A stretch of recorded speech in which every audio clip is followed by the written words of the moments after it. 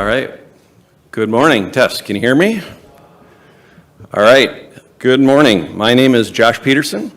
I'm the Environmental Services Manager for the City of Sioux Falls.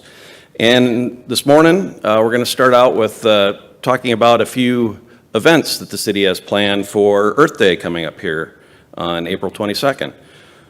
The first event I want to talk about is the annual Big Sioux River and Greenway cleanup. The city is hosting it again this year in partnership with the Friends of the Big Sioux River. It's going to be held next Saturday on April 20th from 10 a.m. to noon.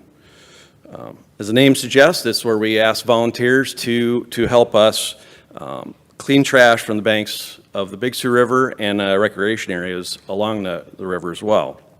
This is the 9th year of the event, and we've just been amazed at how the community has embraced it and really turned out and made it a great success over these years. We've picked up and properly disposed of thousands of pounds of trash that could have stayed in the river and gotten washed downstream. So just great results for what the efforts people are putting into it. You know, it's just a great way for people to enjoy a spring day with friends and family and neighbors, and it's also an opportunity to be a good steward for the community, taking care of the great natural resource that we have with the river flowing through town. The cleanup will be in 7 locations again this year, and I'll list those here. Falls Park Farmers Market Shelter, Cherry Rock Park, Paisley Park, Yankton Trail Park, Sertoma Park, Legacy Park, and Elmwood Park. For those that are interested in joining us, and there are still plenty of opportunities available, there's a few things to remember. We do encourage people to sign up ahead of time, but that is not a requirement. If you don't get signed up, we still welcome you to show up day of the event at one of the locations I listed. All ages are welcome, but we do ask if you're bringing children under the age of 18 that they should be supervised by an adult. The morning of the event, prior to 10 a.m., we'd ask you to check in at the location that you've chosen to volunteer at. There's a few things we'll do there. We'll get you some gloves if needed, and also the trash bags we'll use for taking the material. We'll also ask volunteers to sign waivers at the check-in site too, so make sure that you get signed in and fill out the paperwork. So just want to reach out. Like I said, we still have plenty of opportunities for people to volunteer. If you want more information or you want to sign up, visit our website, siouxfalls.gov/green. There's a link there that'll take you right to the sign-up page and also details on the event. With that, I'm going to turn it over to Eric Sathoff, and he's going to talk about a couple more events for Earth Day.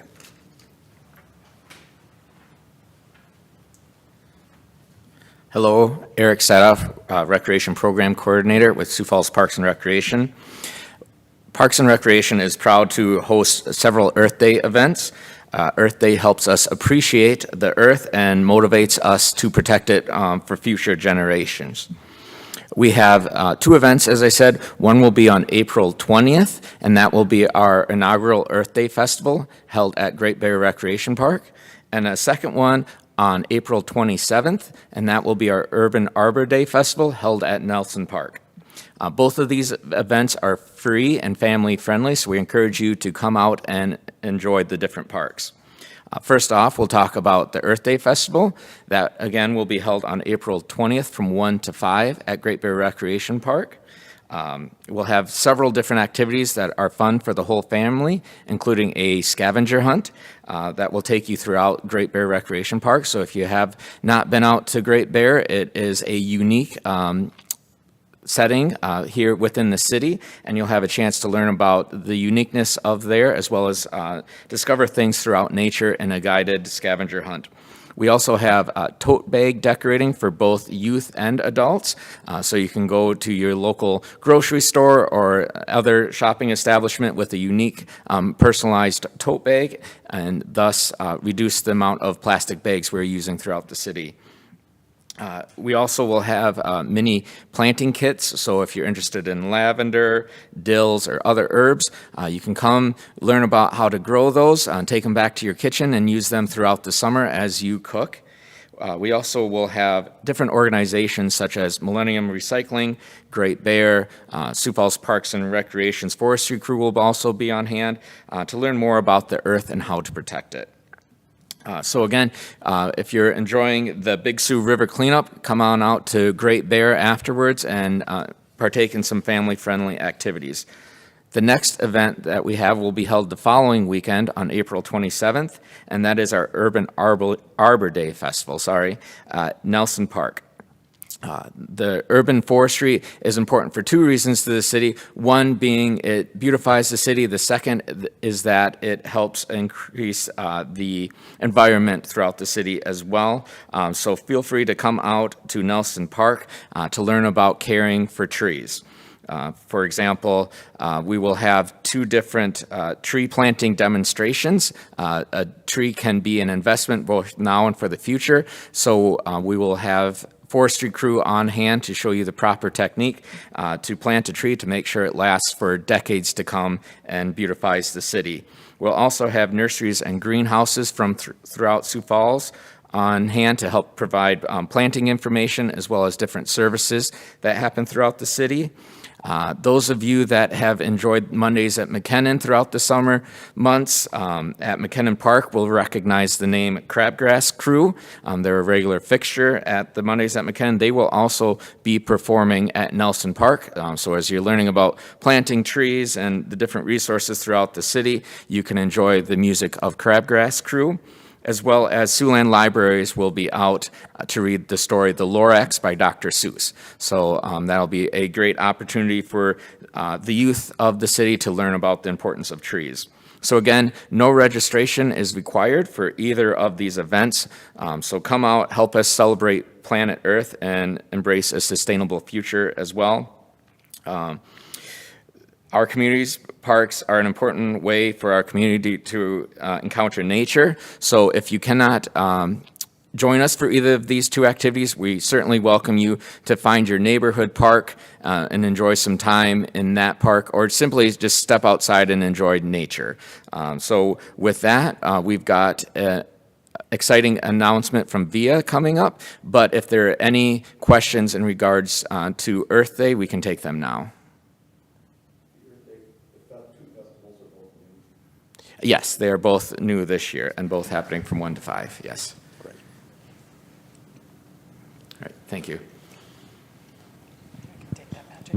Yep. So next up, we have an announcement from VIA.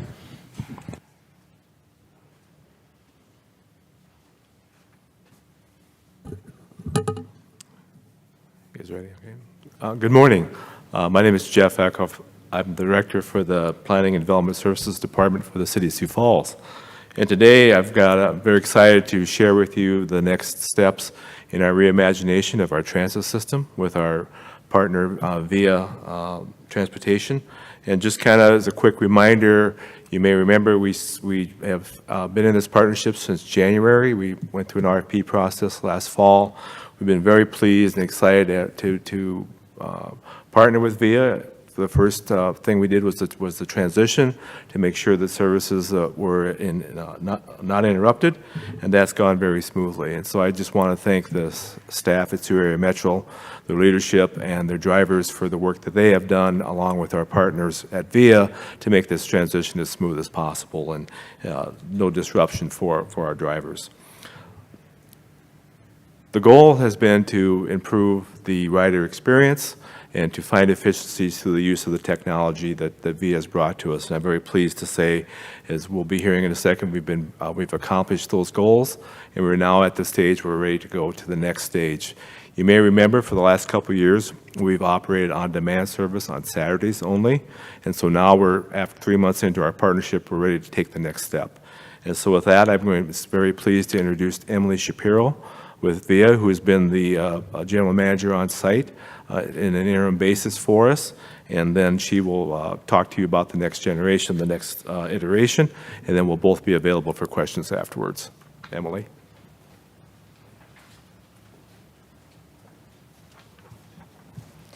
Great. Thank you, Jeff. As Jeff mentioned, my name is Emily Shapiro. I'm an operations director with VIA. VIA is the management company for Sioux Area Metro and a global transit tech and operations company.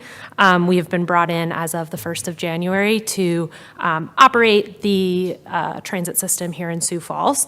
Our first priority, as Jeff mentioned, was to really make sure that we were focused on continuity from the previous provider and making sure that the rider experience felt the same in the first quarter of this year as it did in the first quarter of last year. We have accomplished that.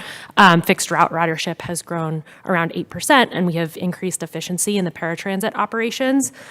So as Jeff mentioned, we're very excited to announce our first phase of expansion, again, with that rider-centric approach in terms of making transit both more efficient and more accessible to the community here in Sioux Falls.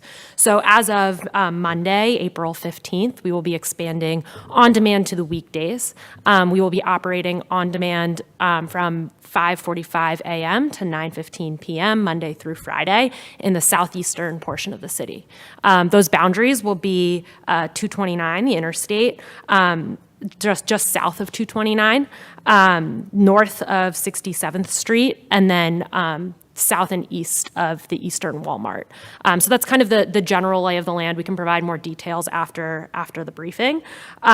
But very excited to expand on demand to this portion of the city that right now does not have access to transit services. What does this mean for the bigger picture of Sioux Falls?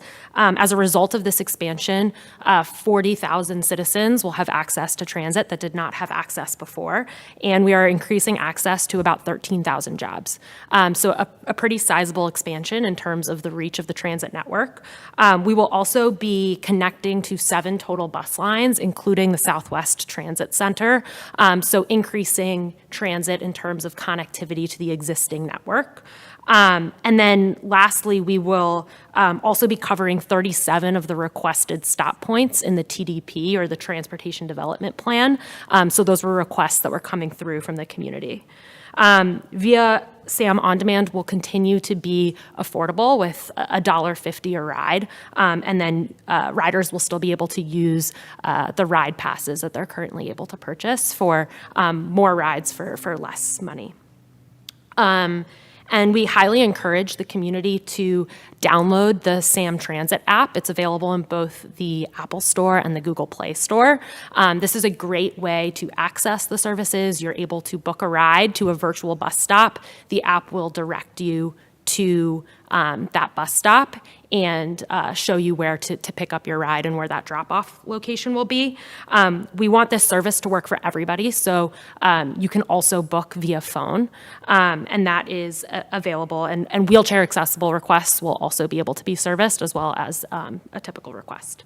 Lastly, on Thursday of next week, on Thursday, April 18th, we will be hosting a public celebration and press conference with the Chamber of Commerce in terms of a ribbon cutting ceremony to celebrate the expansion. Again, this is the first of multiple phases that we'll go through in terms of evolving public transit here and making it more rider-centric and efficient, but we think that this is going to be a great opportunity to celebrate kind of the first phase of that expansion.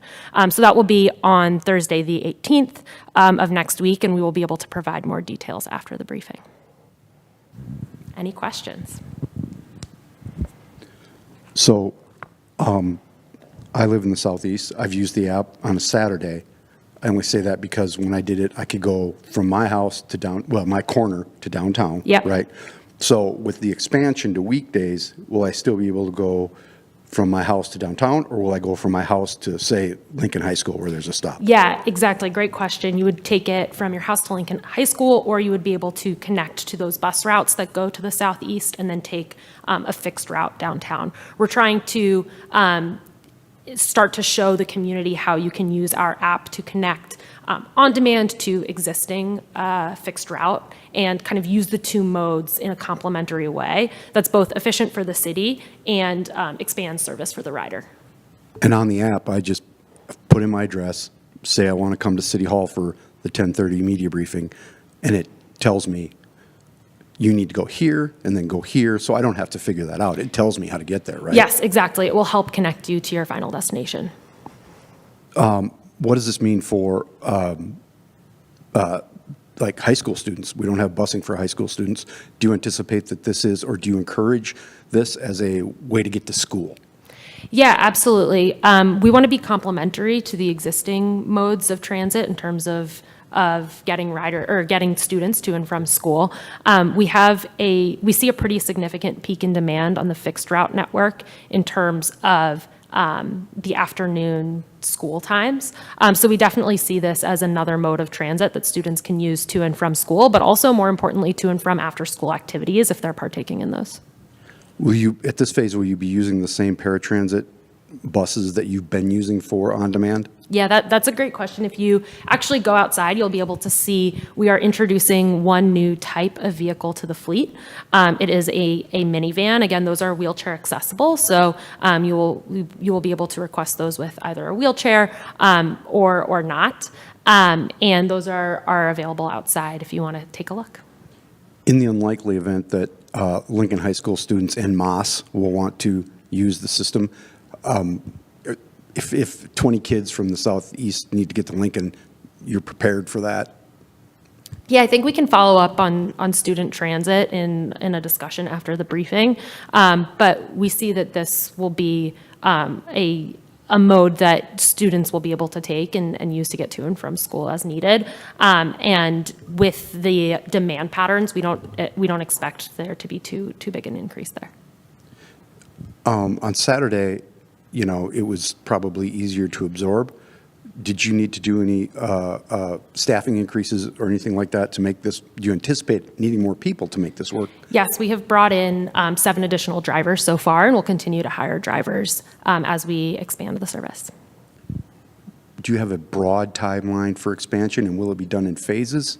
Over Yeah. parts of town, or how will that work? Yeah, that's another great question. We will continue to expand in phases, and more details about the timing will be available as those are available.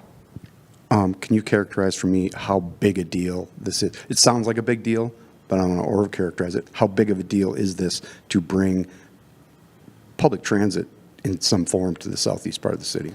Yeah, we think it's a huge deal. We're covering quite a few POIs. We worked very closely with the city over the last couple of months to make sure that this is the right first geography for expansion. So we are very excited about bringing this to the southeast. And as I mentioned with those numbers, 40,000 citizens, 13,000 jobs, and 37 requested stop points in the TDP is a pretty sizable expansion, and we're really excited to be able to provide service there.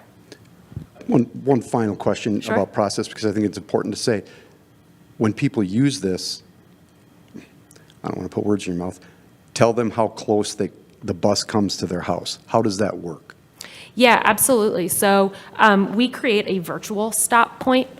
So the app or a reservationist will be directing the rider to a stop point that's close to a rider's requested pickup point, but it might not necessarily be right outside their doorstep. So that's within a walk distance that we've agreed upon with the city. And so that will allow us to be efficient, but also meet riders' needs and come to where they are. I just want to make one comment for you, Patrick, in regards to your question about how big of a deal this is for the city. So as you know, our transit system has been virtually the same for 30-plus years or more. And one of the things that happened through the pandemic to all cities and in a lot of areas is we found that we needed to reinvent how we did things. And this opportunity came up last year. The mayor challenged the city team to just really reimagine transit. The RFP was due. Let's really take a look at how we can make the service better, more user-friendly, but also expand it through efficiencies that we're gaining. So as you know, because you've been around for a long time, the ability to expand beyond our fixed routes is huge. We're bringing transit service to Emily, as Emily mentioned, just in this first phase, to a population of 40,000 people that did not have access. Now, obviously, they're not all going to ride, But the fact that the ability is there, the availability is there, we pair it with our existing programs like Kids Ride Free, and suddenly after-school activities are not a challenge for them. They can get a ride home afterwards. And so the opportunities it opens up for our cities and for those that need that assistance in transportation, we just think it's transformative for the city, and the opportunity is there. We're just really excited about what we're going to see come from this. And just to be clear, transportation is listed, if not the biggest need in the city, one of the top 3 on any type of survey you do of what people need to live here. And as you know, as our city grows and expands, and it becomes more of a, we really hope people understand this is really part of our city infrastructure, a good transit system. And as we expand this, and as we look down the road, we're very excited about expanding that opportunity. So all of our residents have the equal opportunity to participate, whether it's coming downtown, going to home after school, going to the grocery store, to medical services, whatever it might be, that we have that opportunity in a very user-friendly and a very convenient manner for them. Great. Thank you so much.